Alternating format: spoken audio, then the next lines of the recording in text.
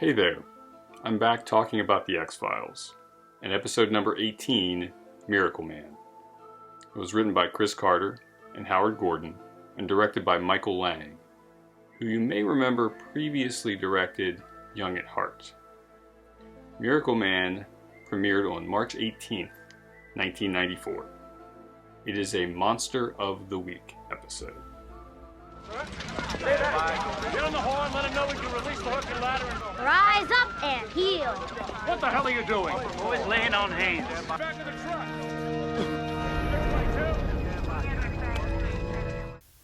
Now, I'm not one to look a gift horse in the mouth, but if I'm choosing resurrection candidates, I don't think I'm going to pick the one that's going to be in excruciating pain.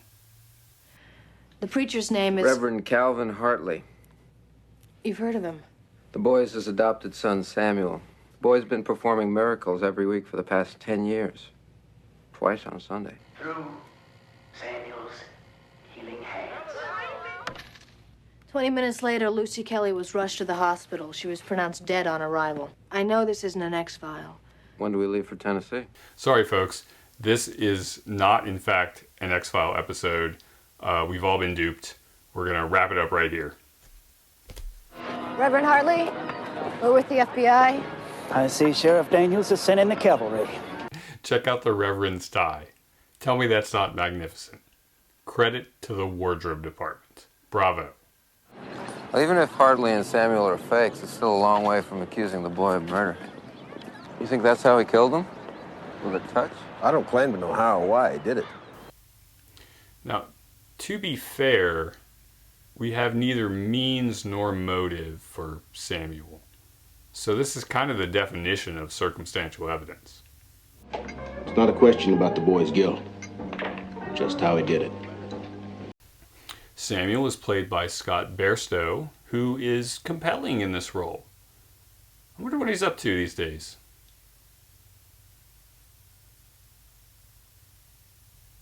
You know what? Don't look that up. Apparently my pride and weakness were an invitation to the devil. Now my gift has been corrupted. I've healed the sick. I've even touched the dying and given them life. God has given me a special gift. Did he buy you all that jewelry, too? Just as I can see the pain on this man, right here. The pain you have regarding a brother or a sister. Was a sister. You lost a sister quite young. A bright light. Sheriff. This episode feels at least a little reminiscent so far of Beyond the Sea. Bail is set at $100,000 to be deposited directly into the clerk's probation account.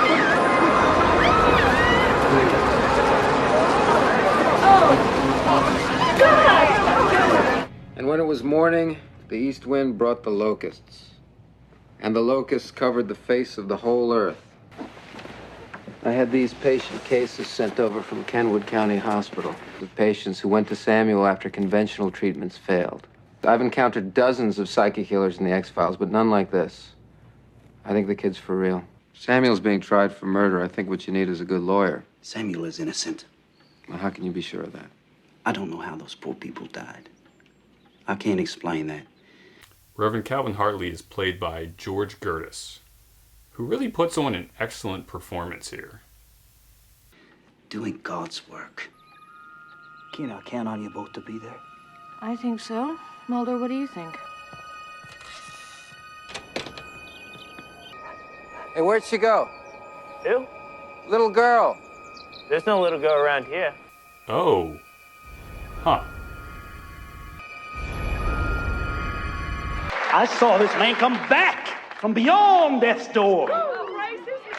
Ladies and gentlemen, God's soldier, Samuel Hartley.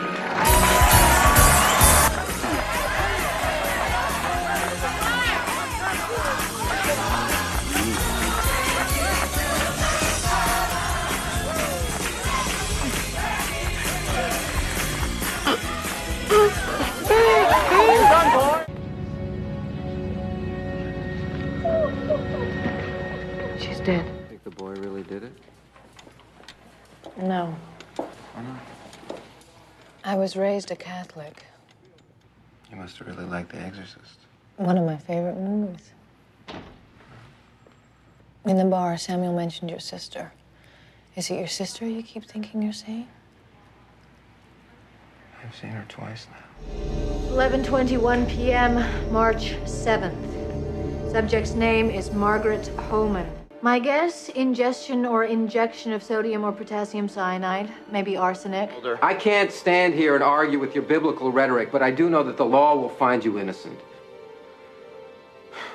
In this episode, we get some classic detective work where Mulder tracks down the source of the locusts and Scully does one of her not quite yet famous autopsies.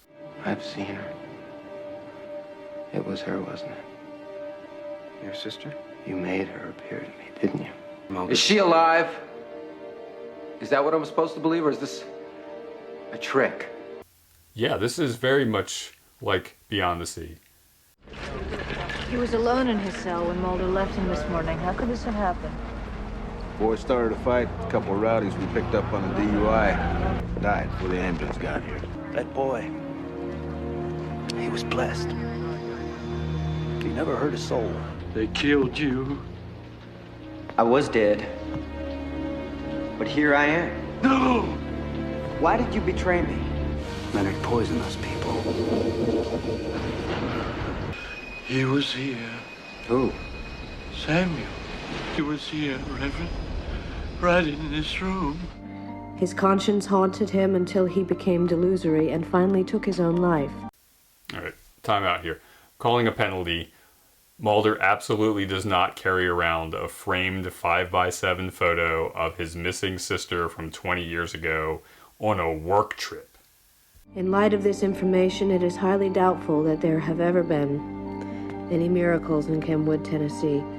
Sheriff Daniels just called. Samuel's body's missing from the morgue. He just vanished. Then I went to check the morgue, and his body was gone. I'm not crazy. It was Samuel. I think people are looking hard for miracles. So hard that maybe they make themselves see what they want to see.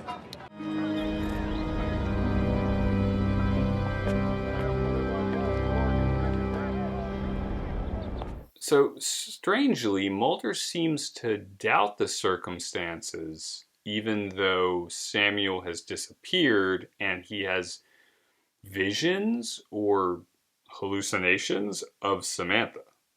This was an interesting idea for a script, but it seems underdeveloped and maybe a firm middle-of-the-road first season episode. Much like number 4, Conduit, we have an unsuccessful attempt at character development for Mulder. We don't learn anything about Samantha. We do get some striking images, but nothing new. That's it. That's Miracle Man. Next up is trivia and number 19, Shapes.